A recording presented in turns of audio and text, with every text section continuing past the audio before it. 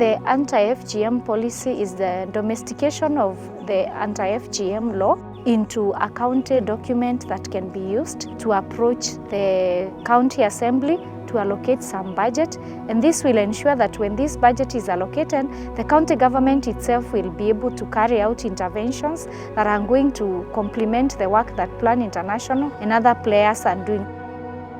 Our president declared FGM as prohibited, and we actually have an anti-FGM policy, and he declared his intention to end FGM by 2022. FGM in Tharaka Nithi, the prevalence rate for girls aged between 7 and 17 is 58%, against a national average of 21%. And the prevalence rate for women over 50 and above is 95%. So we can see that the national average hides a lot of regional disparities, and that's why we want to be very intentional in supporting the county government in eradicating female genital mutilation as part of ending all forms of sexual and gender-based violence. As Plan International, we recognize female genital mutilation as one form of sexual and gender-based violence, and it is very aligned to our new strategy of ending teenage pregnancies and all forms of gender-based violence. So this is Plan's commitment and contribution to our government's efforts to ensure that the milestones we have realized thus far are not eroded, and we're being very purposeful and intentional in ending FGM in the places and the counties that we work in. Mimi nilikuwa nikitairi na nikasikwa na Kurani, ikatuelimisha na tukaanza kujipanga. Sasa sisi tujipanga kama kikundi na tunaelimisha watu. Tunaimbia watu nyimbo za kuasana na hiyo kutairi. Every circumciser alikuwa anaenda na watu wake, vijana hata wachichana. Vijana walikuwa they were for security. Na ujue kuchukua circumciser kutoka kwa hiki kijiji kwenda kingine, Watharaka walikuwa na practice ya ni kunyang'anyana kwa nguvu. Kwa hivyo kila circumciser alikuwa anaenda na watu wake. Alikuwa take oath ati hata kataa kukeketa yoyote, hata ikiwa anatoka mbali bipi ataenda. Sasa hao wake wakishindwa atafuata yule ambaye anataka waende kwake. Sasa tukakaa tukifanya hivyo, na ilikuwa ni kama biashara. So one of the dynamics surrounding FGM in Tharaka Nithi is the fact that the circumcisers see FGM as an income generating activity, and we've seen how they make good money. They have made good money in the past over the holidays, cutting our girls. And so it's important to look at the underlying drivers of FGM, which really speaks to the economic realities, socioeconomic realities that the households face here. And so by responding with resilience-focused activities, we are responding to the issues that drive FGM, increasing households' resilience to be able to put food on the table, take their children to school, because even the circumcisers themselves have families and they have costs that they need to cover. So when we intervene through resilience activities, we're able to mitigate some of these drivers.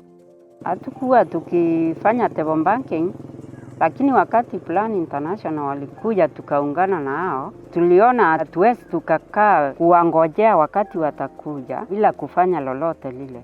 Sasa tuliona ni mzuri tuchague table banking kama project yetu ya kuwa tukifanya. Wakikuja wanatusaidia, wasipokuja tunafanya hiyo yetu. Na nisaidia sana kwa sababu mtoto akitizwa karo shule, ninakuja hapa nikapewa pengine 2,000 ama 3 kulingana na vile inatakikana kwa shule, nikapeleka. Sasa nikaachwa nikitafuta polepole ili niwaletee. Kwetu kwanza hakuna stima, hakuna lolote ile ya kusaidia mtoto ili asome. Hii Plan International ikakuja ikatupatia hii lamps za sola. Sasa mtoto anasoma bila tabu lolote ile. The village savings and loans, especially for the income generating activities that mainly comprised of sponsored families groups, will ensure the livelihood of families is uplifted. They kind of act as a provision of liquid cash for the families in form of loans. Then out of that, they are able to get their monies through dividends. They are able to have accumulation of savings, and the dividends that come out of it are shared amongst the group members, and they are used to address basic family needs. We spend a lot of time interacting with the communities and more so the girls that we serve. And over the years, we have seen firsthand and even by conversations with the Boda Boda riders themselves, where there is a reckoning, and now even a national reckoning, that Boda Bodas are driving teenage pregnancies in the country. They are a contributor to that, and therefore contributing to girls dropping out of school and all the other things that follow thereafter. So it's important that we engage them as partners. We also are very intentional in engaging men as partners. That's very much a male-dominated industry. So when we work with Boda Bodas, we are able to raise awareness among them on the risks that girls face when they are in their care, and we're able to work with them to demystify some issues around what their responsibilities should be and should not be. And so, you know, the partnership with Boda Bodas started several years ago. We've partnered with them in many counties, including Nairobi, including Nyanza, and here in Tharaka as well. And we have seen transformations where Boda Boda riders are becoming champions for girls. Ile kitu naweza sema ni kwamba before Plan International wakuje kwetu, kitu kama kujua sheria, kitu kama kujua kutunza wasichana, hizo hatukuwa tunajua. Pengine ungebeba msichana uende uende urare na yeye, but hapo huku unajua kwamba ukipatwa ama ukishikamana pale kuna ile sekta ile sheria ambayo unaweza chukuliwa. Mfano saa hii tulipata know how that ukienda urare na mtoto ambao ni wa 11 years and below unafunga kimaisha.